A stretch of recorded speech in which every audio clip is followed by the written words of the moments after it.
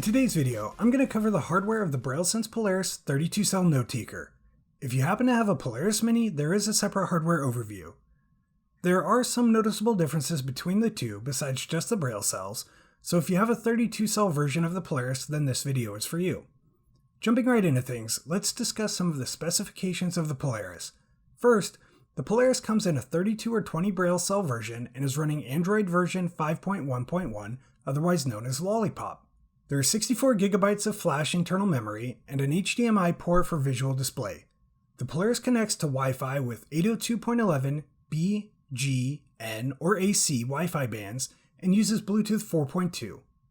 For navigation, the Polaris has built-in GPS, accelerometer, compass, and gyroscope.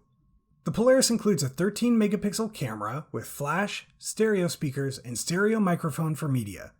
You can download apps on the Polaris through the Google Play Store, and the Polaris includes proprietary onboard applications specialized for Braille note takers. The battery life is about 18 hours when fully charged and takes only 5 hours to completely recharge thanks to Qualcomm Quick Charge, which also allows for wireless charging. Finally, the Polaris measures 9.66 inches long by 5.66 inches deep and 0.74 inches thin and weighs in at only 1.65 pounds.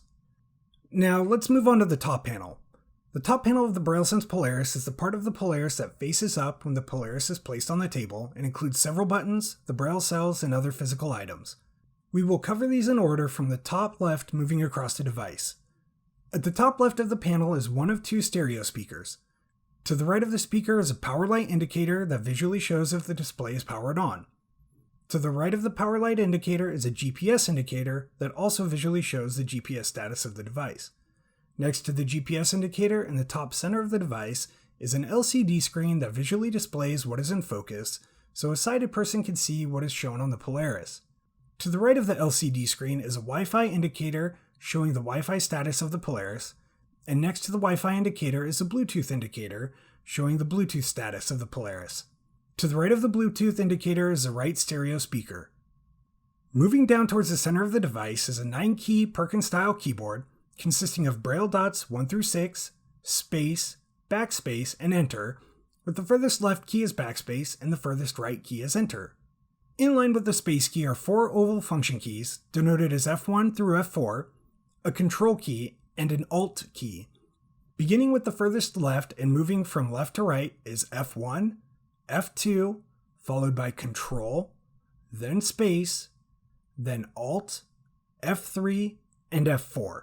Below the function keys and spacebar are 32 cursor routing keys with the corresponding 32 Braille cells below.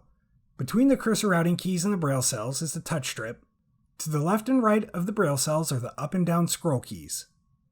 Next, let's explore the front panel. Facing the front panel, starting to the left, is a lock switch. Moving the lock switch all the way to the left locks all the keys on the Polaris. Moving the lock switch to the center position leaves the keys on the front panel unlocked, but those on the top panel will be locked. With the switch in the furthest right position, all keys will be unlocked.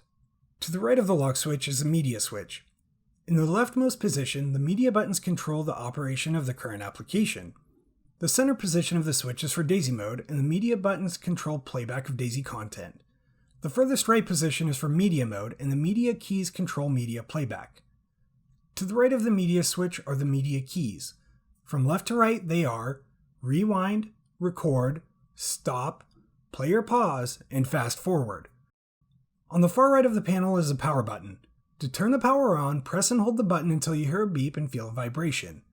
While powered on, a quick press of the power button places the Polaris into sleep mode. To turn the device off, press and hold the power button. Now let's move on to the right panel. Towards the front of the right panel of the BrailleSense Polaris is the USB 3.0 Type B rapid data and micro USB combination port. This port can be used for transferring data, charging the unit, and connecting to a computer as a USB Braille display. Continuing towards the back of the unit, you'll find the SD slot used for housing an SD card. The USB 3.0 Type B port contains 2 separate USB ports, a micro USB Type A port and a standard micro USB port which accepts standard micro USB cables. Next, let's talk about the left panel. Near the front of the unit on the left panel are 2 small buttons for raising and lowering the master volume of the unit. Use the button nearest the front to decrease the volume and the button behind it to increase.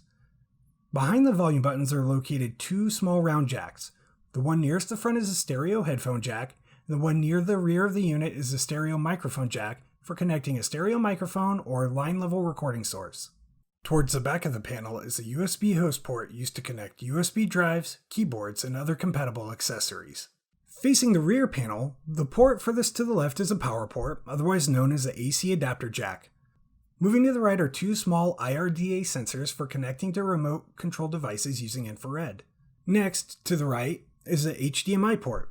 Use this port to connect HDMI video screens or monitors to the BrailleSense Polaris for visual presentation or to view a student's work. Farthest on the right panel is a Kensington lock port. This slot is used to physically lock the unit to your desk or tabletop so someone cannot remove it while you're away.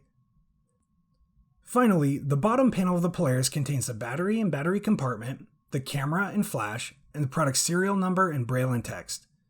When facing the bottom panel at the top left is the 13 megapixel camera. Immediately below the camera is the camera's flash. To the right of the camera and flash is the battery and battery compartment, with the battery latch on the right side of the battery compartment. Below the battery is the serial number in Braille, and immediately below is the serial number written in text. Alright, that covers a hardware overview of the BrailleSense Polaris 32-cell note taker from HIMS.